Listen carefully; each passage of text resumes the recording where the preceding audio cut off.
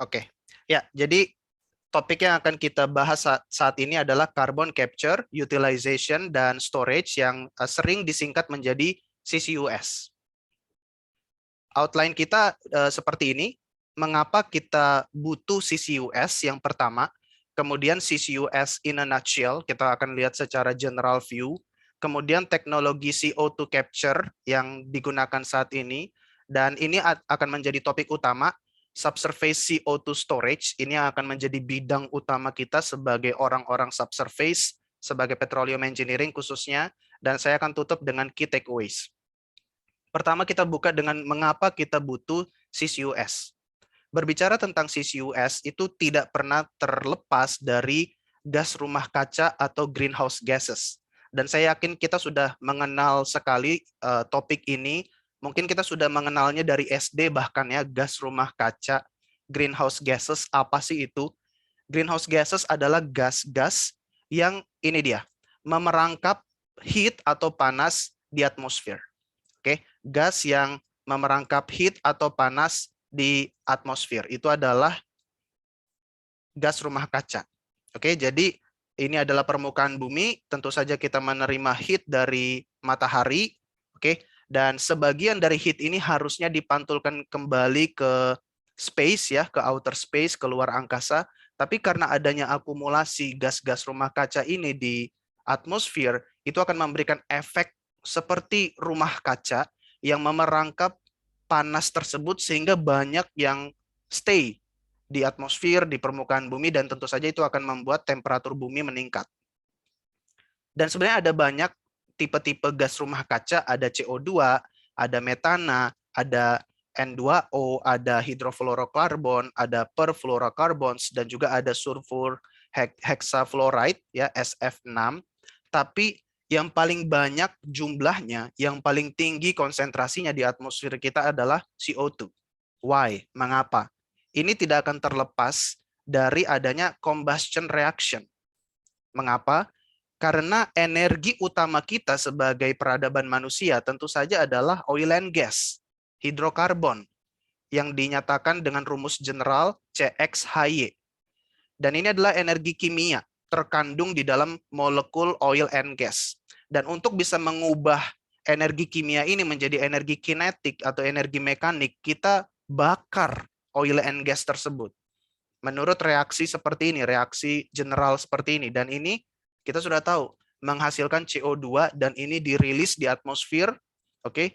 Dan semenjak dimulainya kita menggunakan bahan bakar migas, CO2 ini terus terakumulasi di atmosfer. Dan dari peningkatan konsentrasi CO2 di atmosfer itu berujung kepada dampak yang mengerikan, yaitu adalah climate change yang sekarang sudah menjadi very hot issue.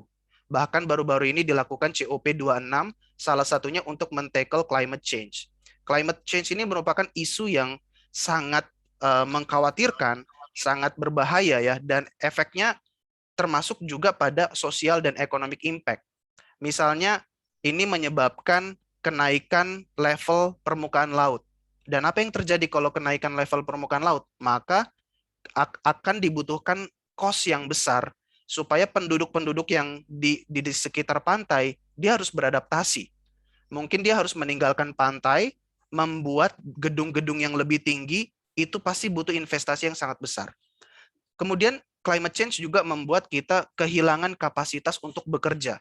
Kenapa? Karena suhu bumi makin panas, kita makin mudah stres, kita makin mudah capek, kita makin susah berkonsentrasi. Dan kemudian ini juga memicu banyaknya perang di kemudian hari. Kenapa? Karena bangsa dengan bangsa rebutan resource.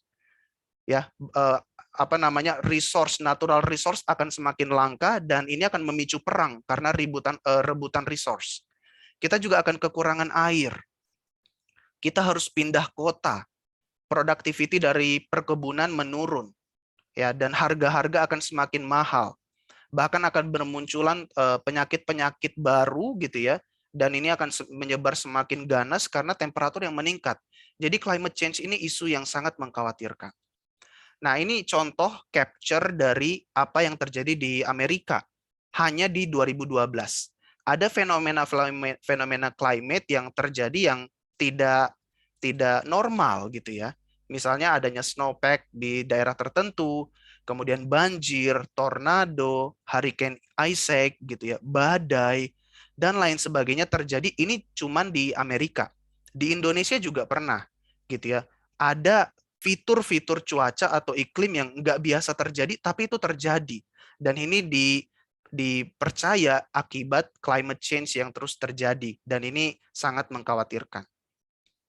Dan ini adalah profile dari temperature dan CO2 concentration di atmosfer. Dan dapat teman-teman lihat, kita yang kanan dulu, kurva yang berwarna merah itu adalah kenaikan konsentrasi CO2 di atmosfer, dan dapat teman-teman lihat dari 1880 naik terus, tapi di era 2000-an ini dia meningkatnya tajam sekali konsentrasi CO2 seiring dengan terus berkembangnya pembangunan seperti itu ya.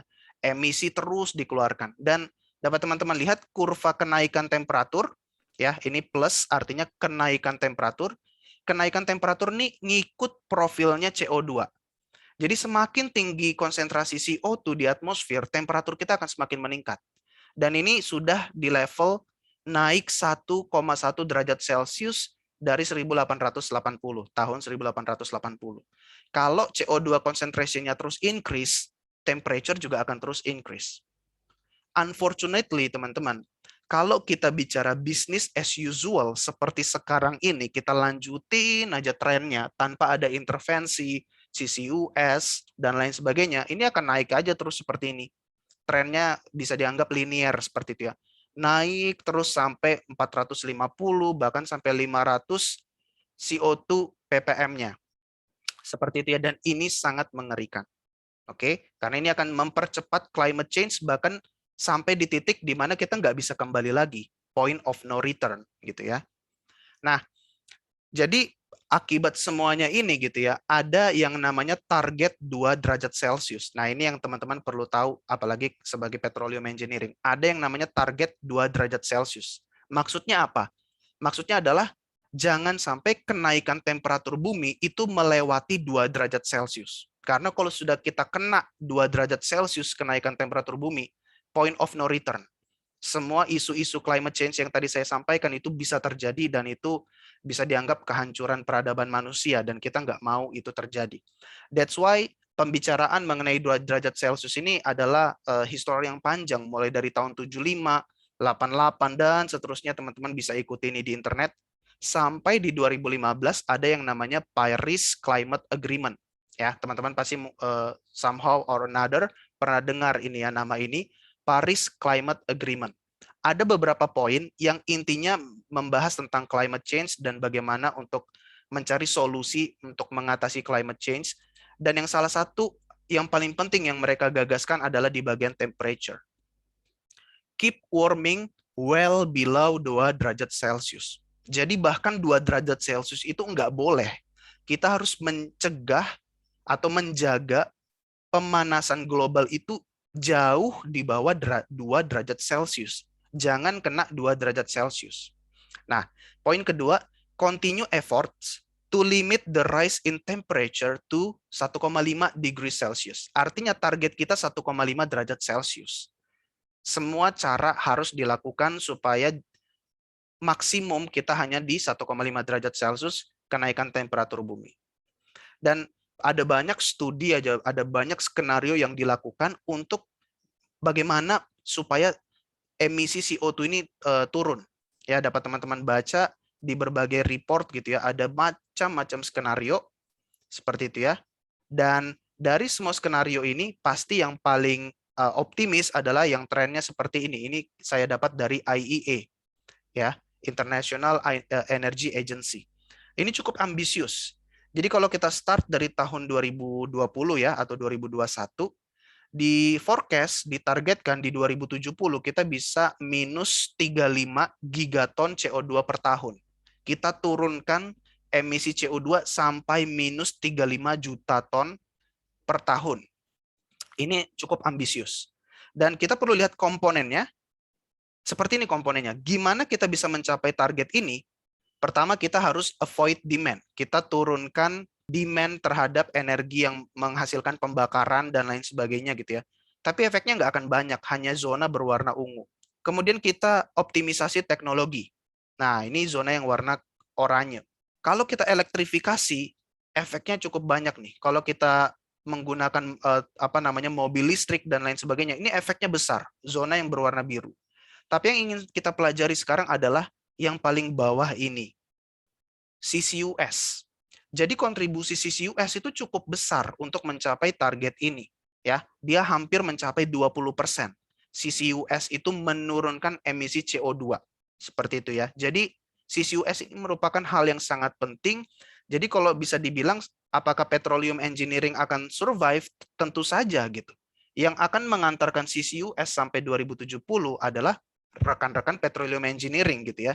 Dan kita memiliki kontribusi yang besar di area yang berwarna oranye ini. Nah, sekarang kita akan bahas CCUS in a nutshell secara general dulu.